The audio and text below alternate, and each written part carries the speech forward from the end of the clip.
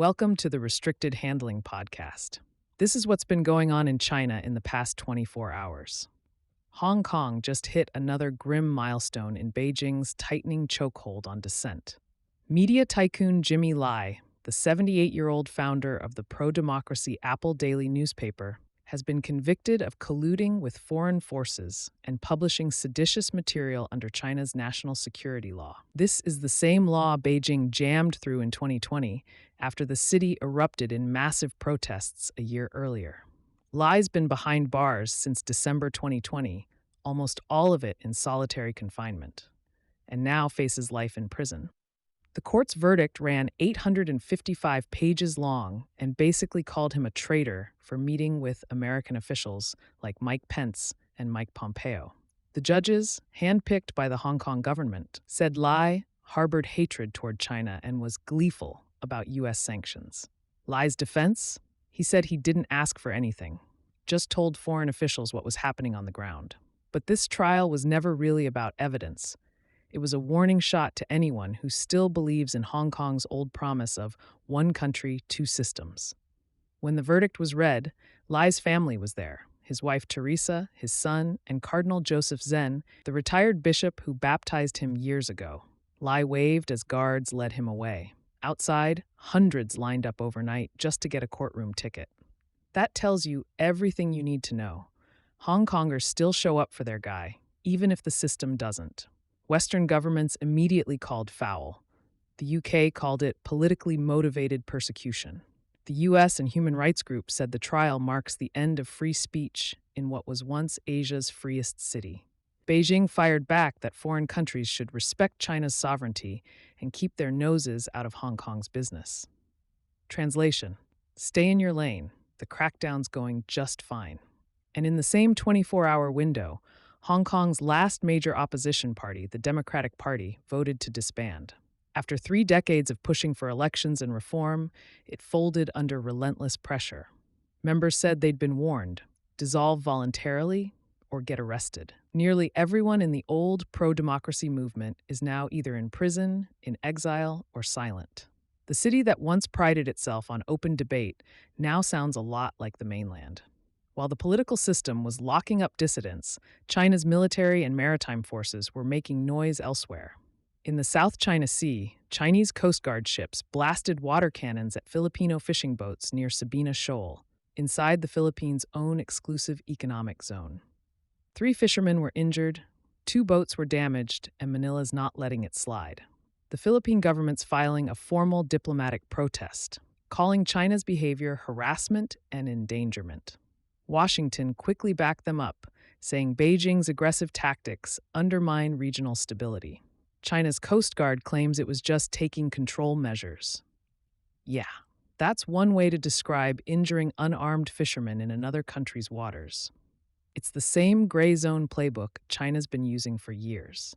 Push just hard enough to test everyone's resolve, but not enough to trigger a shooting war. At the same time, Japan reported that China's aircraft carrier Liaoning wrapped up a week-long deployment near Okinawa. The Liaoning led a strike group with 3 destroyers and a fast combat support ship, launching more than 260 fighter sorties during drills in the Philippine Sea. Japan scrambled its own forces to monitor the activity, and Beijing immediately accused Tokyo of harassment.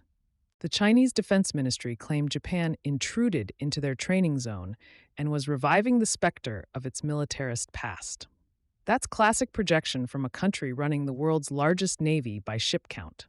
This standoff happened while the U.S. carrier USS George Washington was also in the region, its first patrol since returning to Japan after a 9-year hiatus. So picture it: American and Chinese carrier groups cruising the same contested waters, each shadowing the other. It's the geopolitical version of LeBron and Curry staring each other down in overtime, except here, one bad move means warships, not baskets. Back in Beijing, the economic picture isn't pretty. Factory output slowed to its weakest pace in 15 months, and retail sales barely budged. Property investment fell almost 16% year over year. For a government obsessed with projecting stability, these numbers are an alarm bell. China's leaders are running out of levers to pull. The once bustling property market, the backbone of household wealth, is now a drag on growth. Case in point, China Vanke, one of the country's biggest developers, just failed to convince bondholders to delay a 2 billion yuan payment. Markets read that as a signal Beijing might finally stop bailing out the property sector. The company's shares tanked, and analysts started asking whether the government is letting the market burn to prove a political point. It's a dangerous game, especially with consumer confidence already in the gutter. Over in Europe, Germany's trade data delivered another blow. Exports to China fell 10% this year, knocking China out of Germany's top 5 trading partners for the first time since 2010. The gap's being filled by the UK and Italy, while Germany's trade deficit with China hit a record high. That's de-risking in name, dependence in practice. And as if China didn't have enough problems, the anti-corruption machine inside the Communist Party cranked up again. Dai Beibei, former chairman of Shenzhen's top political advisory body, is under investigation for serious violations of discipline. He joins a long list of senior officials, including admirals in the People's Liberation Army Navy, purged in Xi Jinping's latest cleanup campaign. The irony is rich. Xi says corruption weakens the military, but every purge tightens his personal control. Despite all that, the PLA is still on track for its goal of becoming a world-class force by 2027. It's like cutting your starting lineup mid-season, but still expecting to win the championship. Beijing also rolled out a major diplomatic message this week, a new white paper titled China's Arms Control, Disarmament, and Non-Proliferation in the New Era. On paper, it sounds peaceful, reaffirming their no-first-use nuclear policy and calling for global cooperation on artificial intelligence, cyberspace, and outer space. But listen between the lines, and it's clear Beijing's trying to position itself as the rule-maker for the technologies that will define future power. It's a strategic flex that contrasts sharply with Washington's latest national security strategy, which doubles down on deterrence and military dominance.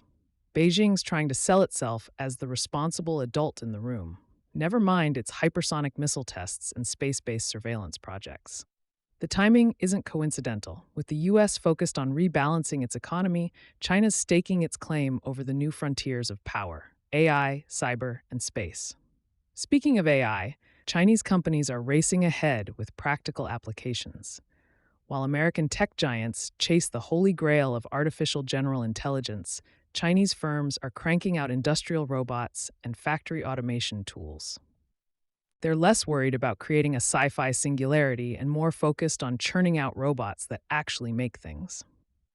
Beijing's tightened its cybersecurity laws to rein in risks, while Washington's rolling back regulations to accelerate competition.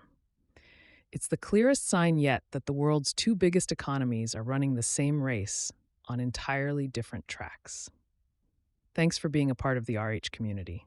Subscribe, leave a positive comment or 5-star review, and most importantly, help build our network by sharing this.